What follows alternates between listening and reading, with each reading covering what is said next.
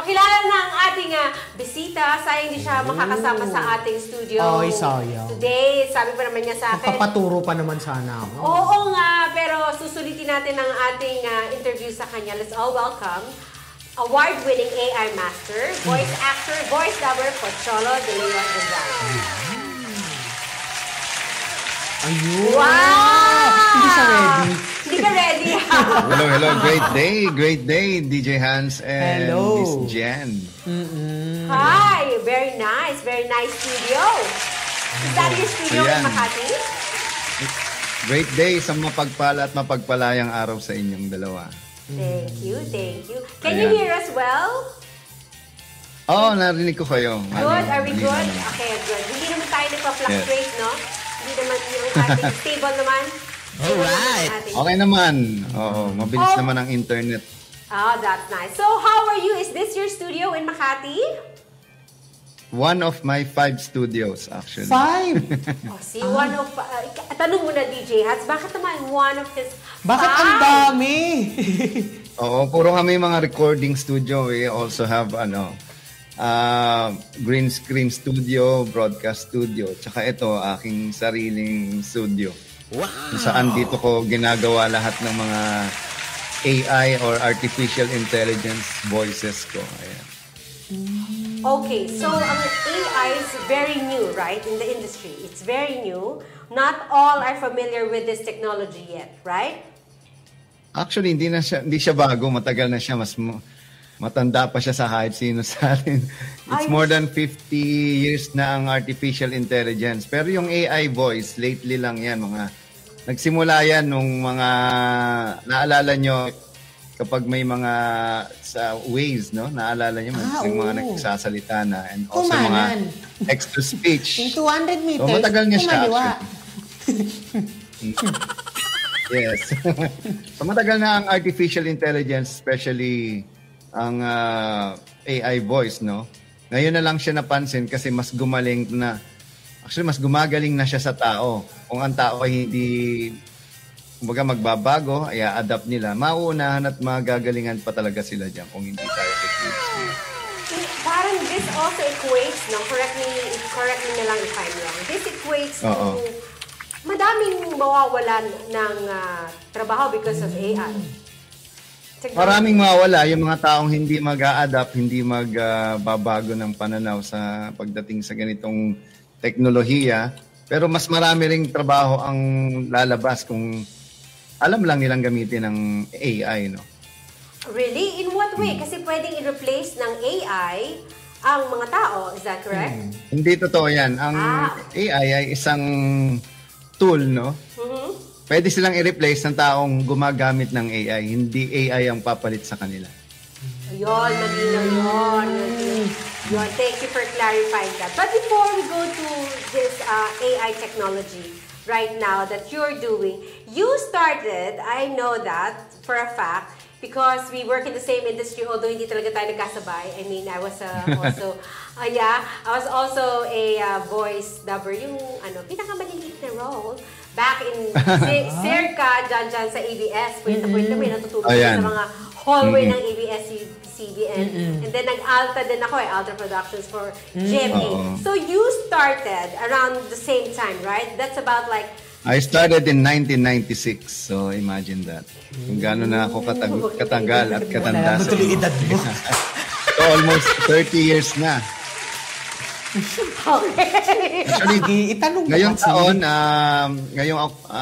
October 2025 will be our 20th anniversary ng Creative Voices Production. So, from being a voice actor, voice dubber yourself, nagtayo ka ng sarili mong kumpanya. Oo, at early age of 21, tinayo ko na to Pero legally, nag-start siya ng 2025 kasi alam mo naman ang industriya, KKK, kapuso, kapamilya, kapatid lang. So, nakita ko yung problema ng number 1, sistema at kultura ng, especially sa, media industry, no? Na talagang alam natin, hindi madali yan. At nung ako ay pumasok nga, talagang pinagdaanan ko yung hirap Kasi wala akong kakilala eh, no? Lalo na pag wala kang kaibigan, kamag-anak, o mga connection, talagang hindi ka tatagal sa industriya na to at hindi ka makakapasok dahil talagang sila-sila, ano yan eh, sila-sila company yan eh, no? Ayan. So, ibig sabihin yan, sir, talagang, talagang matindi yung mga pinagdaanan mo, kaya talagang na-inspire ka na, gawin. Maganda yung, talagang hindi lang matindi, napakatindi ng pinagdaanan kong hirap. Kasi imagine mo, una pa lang, no, nung ako'y 16, ako'y nakipag-compete na 10,000 ang na kalaban natin sa isang voice acting competition na tayo yung nag-champion doon, no? Isa sa mga nag-champion. Congrats. So, at that age, imagine mo, nag-aaral pa lang ako ng first year sa UP Diliman. Ginagawa ko na yung bagay na pinapangarap ko pa lang. At doon ko na saksihan at naramdaman at talagang hanggang ngayon, yung politika na tinatawag na sadly, hanggang ngayon, ganun pa rin yung mga ugali ng mga tao, no? Meron pa hindi rin. talaga nagbabago. Di ba? Kaya, gumawa ako ng sarili kong mundo. Kahit nga may sarili na akong mundo, ako pa rin ang nakikita. Dahil ako ang nagki-create ng pagbabago. When you create change, you create enemies, no? Kasi ayaw nila ng pagbabago eh. Gusto nila, sila lang yung bayan. Kumbaga sila lang yung namamayani at nag-ahari doon sa industriya na akala nila sila lang ang may-ari. Hindi nila alam na marami ring mga taong naghahangad ng mga bagay na nagagawa nila na mas magaling pa sa kanila dahil hindi lang ito nabibigyan ng pagkakataon. Tayo ang gumagawa ng chance na yun para sa ibang tao na masasabi kong 80% ng mga baguhan na simula 2005 nagsimula sa akin na ngayon ay mga director na rin at mga kilala na sa industriya. Wow. No, talaga may pagmamalaki ko yan at ako lang ang may resibo. Itanggi man nila yan o aminin nila yan o kumbaga hindi nila maitatanggi ang kasaysayan at you cannot kumbaga deny the fact na lahat yan ay nagsimula sa akin. Galing naman, Sir Pocholo. So, ibig sabihin, sir, no, parang yung pinagdaanan mo, ano yun, sir, yung bata ka pa lang, gusto mo na talagang gawin yan? Pag-voice over, parang gano'n. Oo, kasi alam mo, ang gandang tanong mo, no? Nung bata ako, wala kaming TV kasi, so the only means of entertainment na meron tayo is radio. So, nung bata ako, nakikinig ako ng radio drama. Napapakinggan ko yung Gabi ng Lagim, yung Isang Gabi ng Lagim.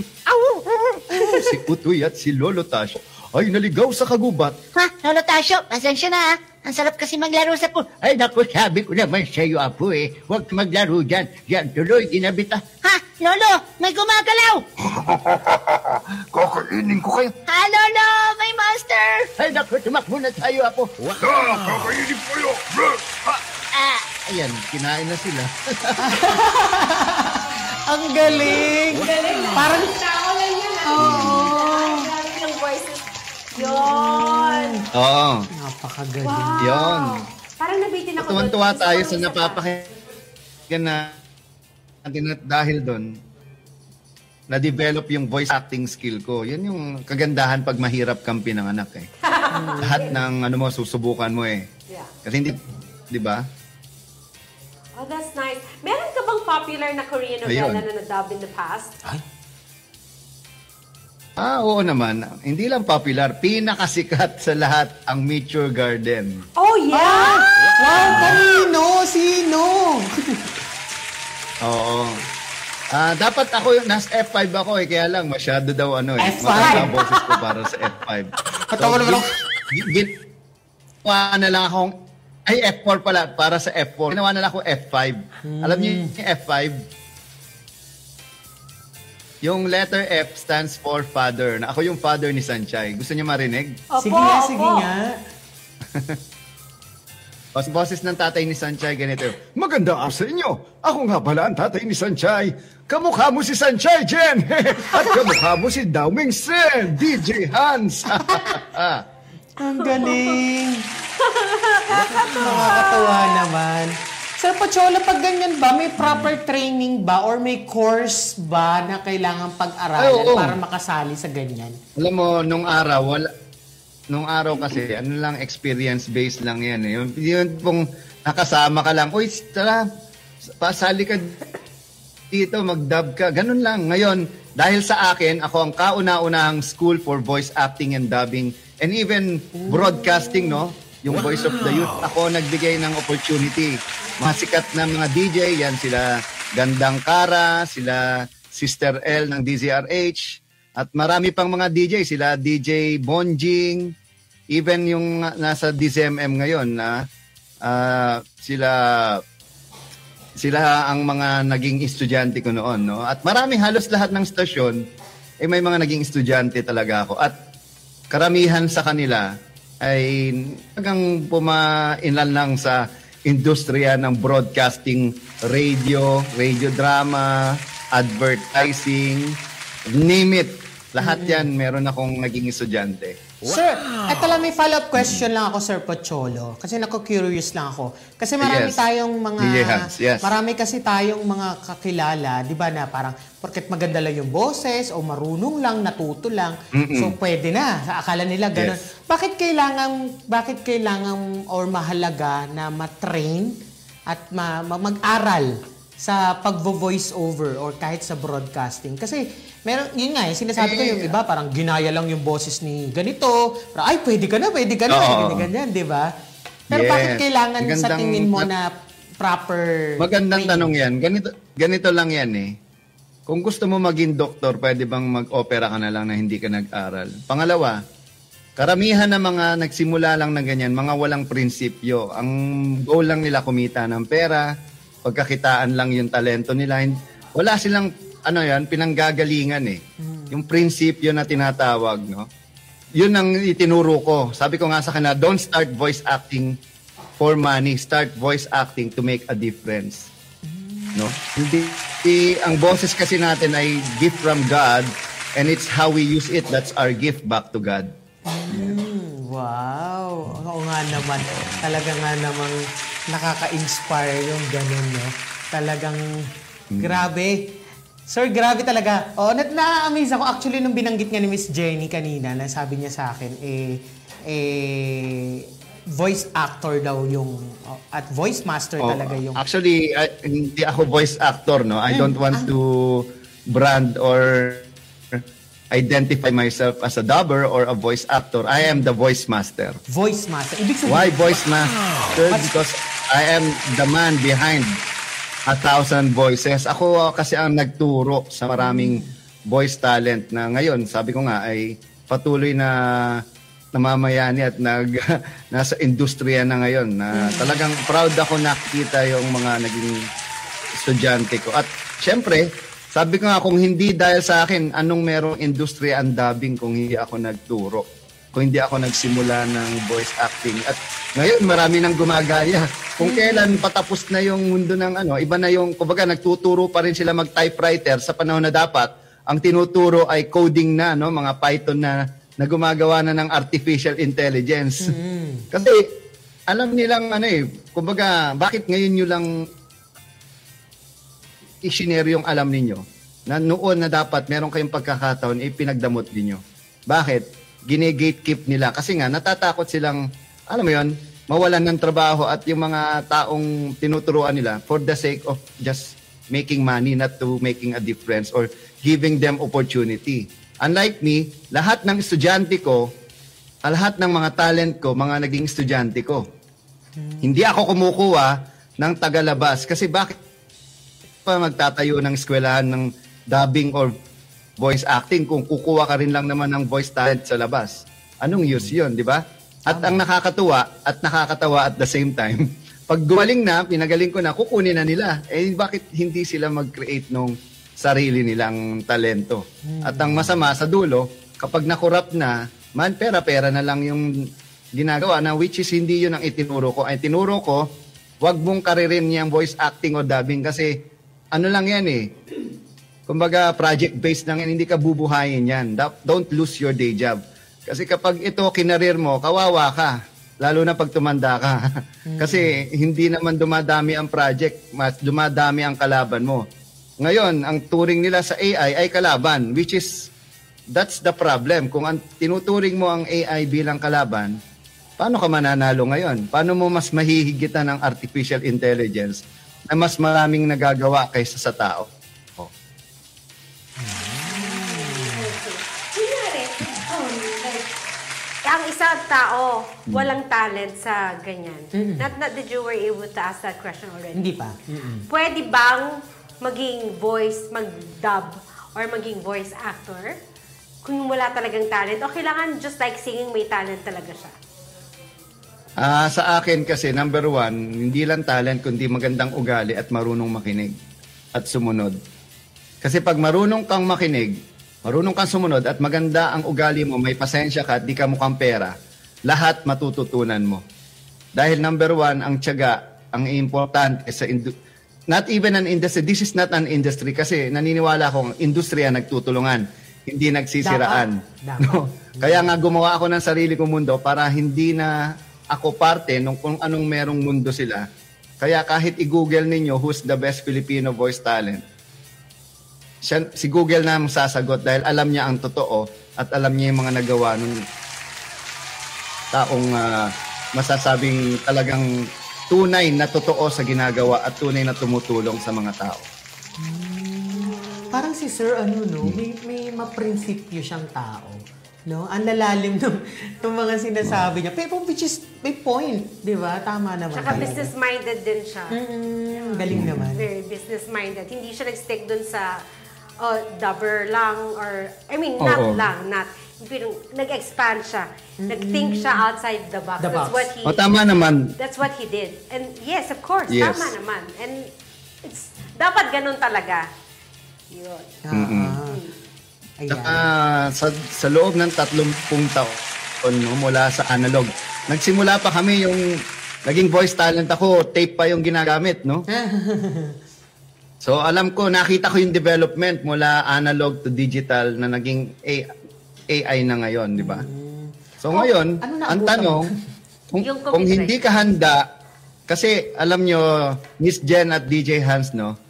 Ito na yung opportunity ng kahit sino man tao sa buong mundo na pumasok sa mundo ng artificial intelligence. Yes. Kasi pag hindi ka makakapasok, this is the only window na meron tayo bilang tao. Dahil by 2026, kung hindi mo mapapasok ang artificial intelligence, magugulat ka na lang. It's like, alam niyo yung si Noah's Ark, no? Alam niyo yung Noah's Ark. Ang sabi ni Noah, maghanda kayo dahil magkakaroon ng malaking baha.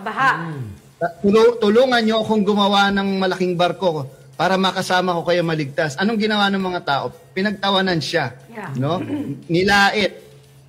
Ngayon, nung dumating ang dilubyo, nagkaroon ng malaking baha, doon nagkumahog yung mga tao na makasakay sa malaking barko niya, no? Sa ark niya, sa arko. So, ito rin yung sinasabi kong pagkakataon natin, no? Na tayo bilang tao, kung hindi natin tatanggapin ang pagbabago. Pangalawa, kung ano tayo bilang tao, kasi yun yung reflection mo kung anong gagawin mong AI mo. Kasi ang AI, hindi lang siya basta tool, no? It's your, kumbaga, alter ego. It's your, ikaw yun eh. Kung ano yung ginagawa mo, i-duplicate niya lang at i-enhance niya lang kung ano yung kaya mong gawin bilang isang tao. Tulad ko, ano ba yung ginagawa ko? Alam mo, mag-aral ako ng accounting, hindi naman ako accountant, or AI ko yung yung engineering man o medicine, wala akong pakialam diyan. So what I did is I focus more on myself. Ano bang kakayahan ko? Ano yung prinsipyo ko? Ano yung vision ko? Ano yung purpose ko? Ano yung mission ko? At objective at goal ko sa buhay. At nakatulong ang AI doon dahil na-duplicate ko nga yung sarili ko na ako rin yung gagawa, pero 1,000 times naman ang kaya kong gawin kumpara sa kaya kong gawin before. So, okay, ngayon. So, papunta ka na, especially you, because I think ikaw pa lang talaga yung nag-start ng AI technology when it comes to yung industry natin. Yes. Yeah. So, I mean, may market ka na ba? Or, may market na? Kung baga... matagal nang may market ang boses ko. Dahil ang boses ko, ang pinakasikat at pinakakilalang boses ngayon sa AI. Hindi lang sa AI. Kung naririnig niyo yung mga commercial ko noon, Pape, Bibo, bagong Bibo. oh, anong sikreto ng bagong bib? Galing. Tikman mo. Oh, ano? Ang sikreto ng bagong bibo. Ayan. At yung mga cartoons anime, like, Ha, manta ka sa akin. Ako nga pala, Cyber Hurricane. Tumbaki sa inyo. Ha, dada. Uy, Yeah, ako yeah. nga pala si Chacha. But, Mga yes, ganyan. but that's not AI. That's you, right? So, paano mo na-incorporate yung dalawa? And Yeah, then, but I created an AI using that voice already. Ako ang unang tao, Filipino, hindi lang sa buong mundo, na gumawa ng artificial intelligence na umaarte. So, meron akong iba-ibang karakter like si Makito. Hi, ako nga pala si Makito. Hanapin ninyo ako sa 11 Labs.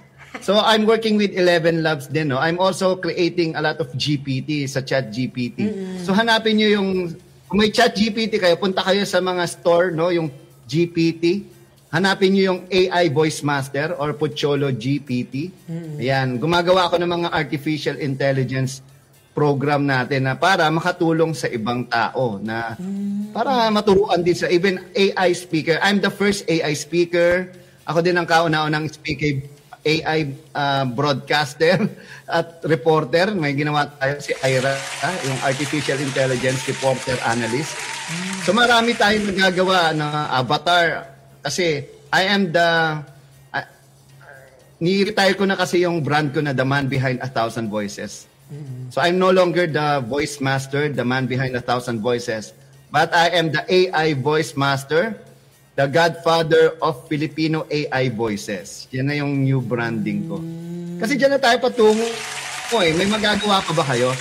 Ang problema kasi sa mga AI hater, hindi dahil hate nila ang AI, dahil ayaw nila talaga magbago. Ang nakakatawa lang, gumagamit sila ng ChatGPT, gumagamit sila ng iba't ibang, alam mo yun, sa cellphone nila, puro AI naman yan eh. Yes. Sabi niya, ay, hindi naman, magkaiba naman yung AI ng ganyan kaysa sa AI voice. Kasi dahil sa AI voice, mawawalan kami ng trabaho.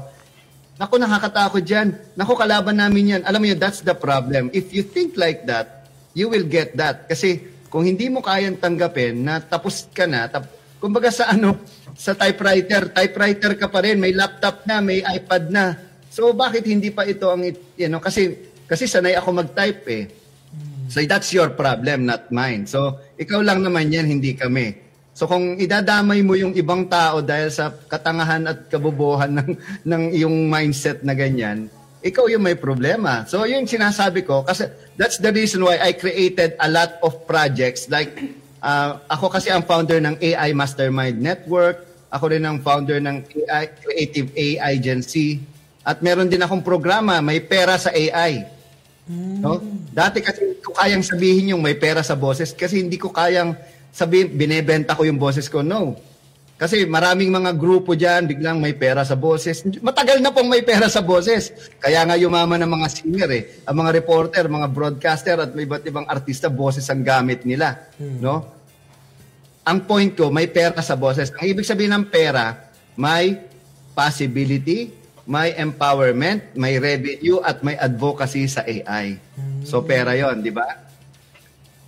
Yon. wow, galing ha. Grabe.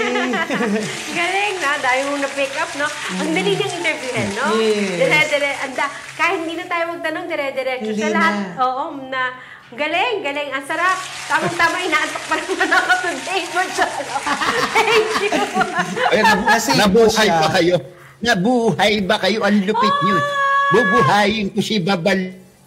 Si Babalo. Sasha. Ako nga pala si Dolphy. Nakakatuwa. Ako si Dolphy. Sasha. Di ba? Galing. Sabi, Fernando po, bubuhayin natin yan. Sige nga. Masasabi ko lang, sige ka man, nasan ka man, walang anuman. Ako nga pala si probinsyano.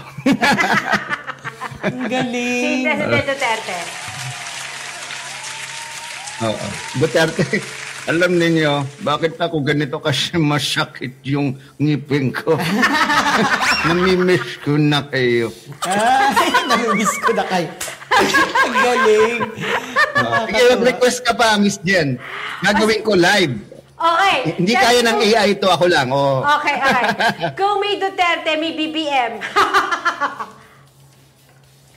Walang problema. kaboses ko din yung tatay ko. Ganun magsalita. Totoo yung technician natin dito. Totoo yung mga nasa part natin Alam ninyo, dito. alam ninyo, Jen at Hans, ang saya-saya dito, no? Alam ko na yan, Alam nyo, Hans at Jenny, nagtataka nga ako eh. Bakit ganyan yung title ng inyong programa? Medyo iba yung dating sa akin. Walang bilisan. Pag binilisan mo, iba yung dating. Dapat mabagal lang. Wow, ang galing-galing, nakakatuwa. Bigla sumingit si Ramos. Well, first of all, mabuhay kayo. Thank you. Thank you para sa Philippines 2000. Thank you. Ito po si FBI. Ang galing. Ayan. Grabe, ilang boses na yung nagawa niya, no? Simula nung kanina pa, na Iba-iba. when he created, he can actually create a whole program, whole story. Oo. Bata. Different Yes. cast, different voices, right? Siya lang. Minsan ba, Sir Pocholo, hindi O ka gusto na... mo, lahat ng cartoon character na paborito niyo, gagawin ko lahat. Gusto niyo? Minsan ba na-try mo naman Mula kausapin SpongeBob, yung sabi sarili niya. mo? Minsan ba hindi niya kinakausap yung sarili niya na sariling iba-ibang boses, di ba? O simulan natin, si SpongeBob, sabi niya, Ayan. Hey, come on, Patrick. I'm SpongeBob. Ay, da! Hey, how are you, SpongeBob? My name is Patrick. Hey, shut up, SpongeBob. I'm Squidward. Hey, my name is Mr. Krabs. Hey. Meow. Oh, Pluto. Oh, I thought I saw a Putty Cat. I did saw a Putty Cat. I love you, you love... I'm the great Count Dracula. One little... I want some cookie. Some cookie is for me. Yum. Oh, Elmo wants to dance. Who? Me? Scooby-Doo? Yung mga ganon. Grabe! Grabe naman! Marami pang iba. Ngip mo siya na. Ayan. Kunyari po, Cholo. Nako, hinihika ka na mismo. Oo nga. Cholo, kunyari, ang isang bata gusto Yes. matuto or gusto matutunan yan or magawa yung ginagawa mo, paano nila, anong kailangan nilang Gawin. first step? Yeah. Hindi, unang gawin nila, mag-aral muna sila. Mag-aral mabuti. Cool. Tama No, naman. wag niyo nang karirin maging voice talent. Gamitin niyo na lang sila bilang, alam mo 'yon, use your voice to number one, inspire people using your voice. Kasi kung gusto ko maging voice talent para kumita ako, yumaman ako, hindi kayo kikita at di kayo yayaman dito, inuunahan na kita. Pangalawa, hindi ito career, no? Hindi ito something na dapat mong ipursu, kundi gamitin mo yung voice acting skill mo para makatulong nga sa iba dahil through your voice you will use it to communicate ano yung intention mo, motive mo. Katulad ko, ginagamit ko to para hindi lang magsalita, kundi mag-attract ng attention. Pangalawa, makuha mo yung puso ng mga tao kasi pag napatawa mo sila using your voice, makikinig na sila sa iyo no? Or mapaiyak mo sila kasi totoo ka sa sinasabi mo. Kasi at the end of the day, voice acting is not acting. Dapat, hindi ka umaarte. Ang pangit kasi nung idea na umaarte ka, fake yun eh. Parang, sakit na ulo ko. Ang inaartehan mo kaysa yung... Because for me, voice acting is the art of becoming. So pag you become the character, your voice comes naturally yung, sakit na ulo ko! So hindi mo kailangan umarte. No? Kaya nga yan ang problema sa maraming artista ngayon eh. Umaarte. Dapat huwag ka umarte. Ibigay mo kung ano yung kasi nga ang script, it is meant to be said, not to be read. Dapat hindi mo yang binabasa, dapat sinasabi mo yan. Katulad na kung paano ko sinasabi ito sa inyo. Ganon. Grabe, very full of wisdom, no? Sarap yung interview ng ganito, very full of wisdom. Saka I like what he said na, he's just being honest eh. Hindi ka yayaman kasi I've tried this, before. Hindi ka yayaman nga. Sa ganito. Yes. Sa TVC, Wala. malakas na yung Di sana may sarili ng studio katulad ko yung mga voice talent, di ba? Meron na silang sariling bahay at sasakyan at kung ano-ano pang nalibot na nila yung buong mundo. Walang ganon. Kasi dapat, again, ako kasi nagtayo ako ng kumpanya ko at hindi rin ang kumpanya ko ang nagpaunlad sa akin, kundi yung sarili ko. The most important is what you become. You focus on becoming, not just what you can get or we will get from using your voice. Ang problema kasi sa industriya na to, karamihan na kurap na laging talent fee ang iniisip. Magkano ba yan? Ako kasi, gagawin ko to kahit di mo ko bayaran. Kasi, tandaan mo, kung anong kaya mong ibigay ng libre, doon ka maaaring kumita ng malaki. Tandaan niyo yan. Tama. Kasi maraming tao, maraming yan, lalo na ngayon, pag pera-pera na ang dahilan mo kaya mo gagawin ng isang bagay, hindi ka uunlad bilang isang tao. Kasi bawat galaw mo kailangan may bayad. Hello? Correct. Di ba? Yes. Hindi ka gagaling sa isang bagay kung pera-pera lang ang usapan. Lalong-lalo na yung boses mo. Ano pag tinanggal sa'yo ng Diyos ang boses mo? Ano nang kaya mong gawin? Sige nga. Kasi naranasan ko mawala ng boses sa loob ng 1 taon. Nagkaroon ako ng cyst sa vocal cord. So alam ko yung pakiramdam. Kaya sabi ko, Lord, ibalik mo na ang boses ko. Magmula ngayon, gagawin ko ang lahat ng bagay ng libre para sa'yo. Yun pala yung naging turn. Lalong-lalo na kung makakatulong ito sa kapwa ko. That was yun nga, like what DJ Hans said, that was your turning point. Yes. Hindi lang turning point eh. It's actually what I'm doing ever since. Hindi naman ako nagpapabayad talaga eh. Ngayon, tandaan mo yung value mo, depende yan sa contribution mo, sa vision ng taong tutulungan mo. Kasi hindi dahil maganda boses mo, sikat ka dyan sa TikTok, magaling ka mag-English, kukunin ka na dahil maraming mas magaling sa'yo. Totoo. Mas magaling pa nga sa'yo ang AI. Wag lang asyumera kasi, di ba? Oo. May hugot, sister. May hugot! Okay. Ang bilis ng oras, ano ba yan? Ang bilis na. Parang kakaapo lang ulit. Oo nga eh. So before we let you go, actually, do you have anything... Bakit nyo kayo let go? Before I let you go. Hindi, we would ask you to promote your social media handles and then yung iyong inspiring message to our televiewers. Basically, ito na lang sa mundo ngayon ginagalawan natin na napakagulo at napakasama, maging mabuti ka na lang. Yun na lang ang magagawa mo, kontribusyon sa mundong ito dahil iba na. Nasa ibang mundo na tayo. It's an end of an era. Nakikita natin maraming mga leaders natin, even the Pope just left us, no? May mga pagbabago. Because kumbaga titingnan nyo, ang taon na to, 2025, ito na yung first quarter ng 2020 to 2100 ng century na tinatawag. So, you have to understand na the only thing na magiging tao sa AI world, sa mundo ng AI, ikaw mismo bilang isang tao. Gagamitin mo lang ito para mas ma-improve yung sarili mo kasi ang artificial intelligence ay reflection ng pagkatao mo. Kung ano yung ginagamit mo, ginagawa mo, yun ngayon, yun din ang gagawin mo kapag gamit mo ng AI. Kung masamang tao ka, sa masama mo siya gagamitin. Pero kung mabuting tao ka, sa mabuti mo siya gagamitin. At yun ang gusto kong mangyari. Gamitin mo siya sa kabutihan dahil ito ang isang bagay na sa loob ng milyong taon, ngayon lang nangyari sa kasaysayan ng tao.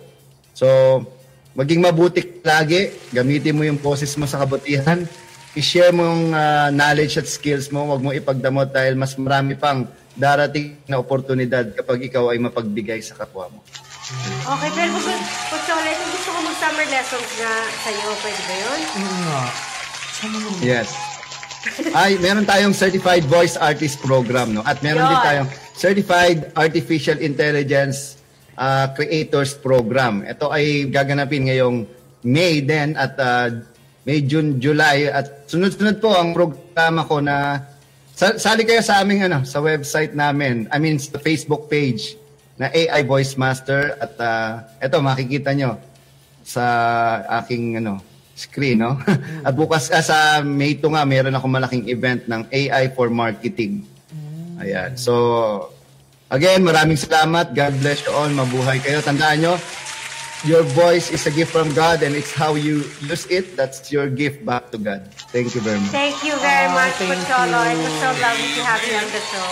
I'll see you around. Thank you. God bless. Bye. Wow, that God was, bless. you know, so galing, no? So smart, so Full of wisdom. full of wisdom. Ang sarap interviewin. Ang dali interviewin. Tamang-tama, like I said, inaantok ko. Tsaka ano siya, no, yung straight to the point. Straight to Wala the point. nang paligoy-ligoy No pa. BS. Ay, katulad yun, sinabi niya na walang pera dito. Kung Oo, gusto no mong- BS. Gusto mong yumaman, hindi, ano, nakakatuwa Walang naman. palabok, walang, you know. Miss Jenny, share mo naman sa amin saglit bago tayo mag-end. Yeah. Ano yung mga vino-voice over mo dati? Sabi mo nag-voice Yes, talent. naaalala ko, nag-anime din ako, pero I forgot na kung anong title. Character, Oo. And then, nag-ano din ako, yung, ano ba yun? Jewel? Jewel in the Palace? Halo mo hahanapin ko. Ako sige. yung mga support kasi yung storya ko naman, if you're, of course, most of us know Miss Tapia ng Itbulaga. Yeah. So, si Tita Meli Tagasa, nagbebenta lang ako ng perfume, like I said. I think na-mention ko na siya in the past here. Nagbebenta lang ako ng perfume and then she said, kasi kaibigan ko yung kanyang son. Sabi niya, Jenny, maganda yung boses mo nga. Bakit hindi ka mag-try mag-dub or voice acting? Sabi ko, Tita, hindi naman ako marunong yan.